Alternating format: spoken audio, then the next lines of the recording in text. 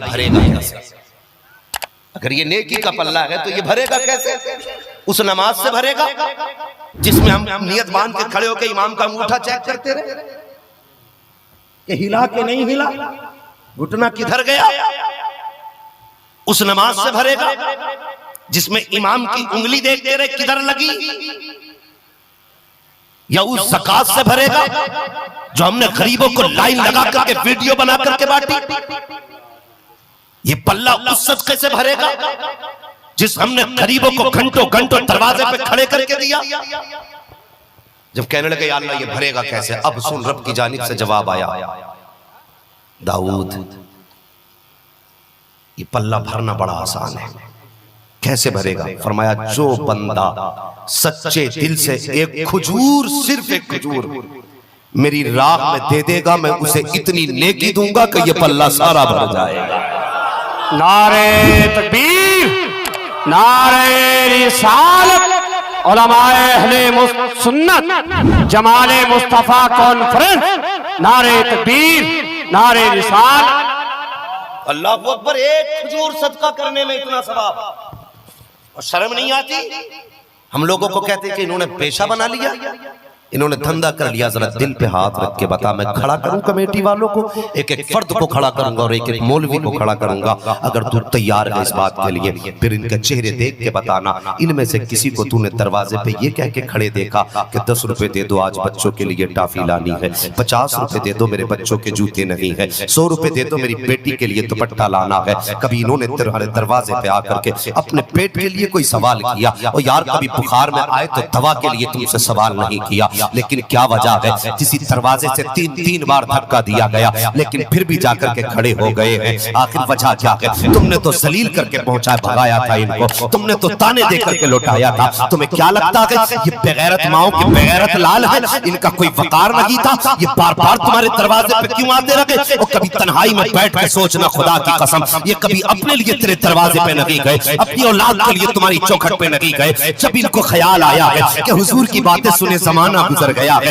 آج کی رات حضور کی باتیں سننی ہے، چلو خرچے کے لیے کسی سے سوال کریں، تو اس کی چوکھٹ پہ گئے تھے جو یہ جانتا تھا مجھ میں مصطفیٰ کا احسان ہے، اس کی چوکھٹ کو جا کے کھٹکھٹایا تھا جو یہ سمجھتا تھا کہ اس پہ مصطفیٰ کا احسان ہے۔ اور خدا کی قسم یہ تمہارے دروازوں پر اپنے لیے نہیں گئے ہیں، اگر گئے ہیں تو مصطفیٰ کی عظمت کے لیے گئے ہیں، ان کی سیرت و کردار کے لیے گئے ہیں، ان کی شان و عظمت کے لیے گئے ہیں۔ اور نہیں دے سکتا تو کچھ مت دے، مگر خدا کے واسطے انہیں تانا بھی نہ دینا، دھکا بھی نہ دینا، ان کی عظمت قیامت میں پتہ چلے گی تو باپ کے نام سے بلایا جائے گا، مگر یہ عاشقوں کو رسول پاک کے نام سے بلایا جائے گا۔ نعرہ تکبیر، نعرہ رسالت، جمال مصطفیٰ کانفرنس، نعرہ تکبیر، نعرہ رسالت۔ فخر ہوگا، حکم ہوگا، کھڑے ہو وہ جو محبوب کی محفلیں آباد کرتے تھے، کہاں ہے وہ جوان جو حضور کے ذکر کے جلسے سجاتے تھے؟ اور خدا کے واسطے اپنی دنیا اور آخرت تباہ نہ کرنا۔ اللہ سلامت رکھے جلسہ کرانے والوں، آج جمال مصطفیٰ کانفرنس ہے، خدا کی قسم ان کے جمال کی اگر بات کی جائے تو اعلیٰ حضرت نے قلم توڑ دیا اور حد کر دیا اعلیٰ حضرت نے۔ ہاں، ہر شاعر کے لیے حرف آخر اعلیٰ حضرت نے کھینچ دیا۔ اللہ اکبر، حرف آخر کھینچ کے کہنے لگے جو میرے امام نے کہا تھا، سرور کہوں کہ مالک و مولا کہوں تجھے، باغ خلیل کا گلے زیبا کہوں تجھے، تیرے تو وصف ہے بے تناہی سے ہے بری، حیران ہوں میرے شاہ میں کیا کیا کہوں تجھے، لیکن رضا نے ختم سخن اس پہ کر دیا، خالق کا بندہ خلق کا آقا کہوں تجھے۔ ہاں، یہ میرے امام نے بس قلم توڑ دیا، اس سے آگے کیا کہو گے؟ کچھ ہے ہی نہیں، کچھ نہیں کہہ سکتے۔ اور بات اگر حسن کی کریں، کون نہیں جانتا حضرت یوسف کو؟ جانتے نا سارے لوگ، ان کے حسن کے چرچے پوری دنیا میں۔ قرآن نے حسن کا تذکرہ کیا، قرآن نے حسن کا تذکرہ کیا، لیکن ذرا غور سے سننا پیارے، حضرت ام المومنین تمہاری ہماری ماں، سارے مومنوں کی ماں، صدیق باپ کی صدیقہ بیٹی، سچے باپ کی سچی بیٹی حضرت عائشہ صدیقہ فرماتی ہیں، او لوگو او لوگوں حضرت یوسف کا حسن اتنا تھا کہ زلیخا دل دے بیٹھی، اور جب زلیخا نے دل دیا تو قرآن کہتا ہے خود اس کے ہم مصر عورتوں نے اعتراض کیا، زلیخا بادشاہ کی بیوی ہوتے ہوئے ایک غلام کو دل دے بیٹھی؟ تو کیا کہا تھا زلیخا نے؟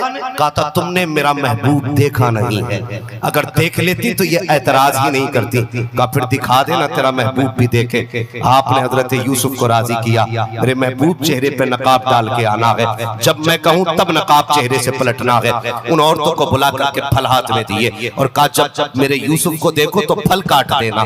اللہ اکبر، حضرت یوسف آئے، چہرے پہ نقاب ہے، جیسی عورتوں کے سامنے سے گزرنے لگے، زلیخا نے کہا محبوب ذرا نقاب تو پلٹ۔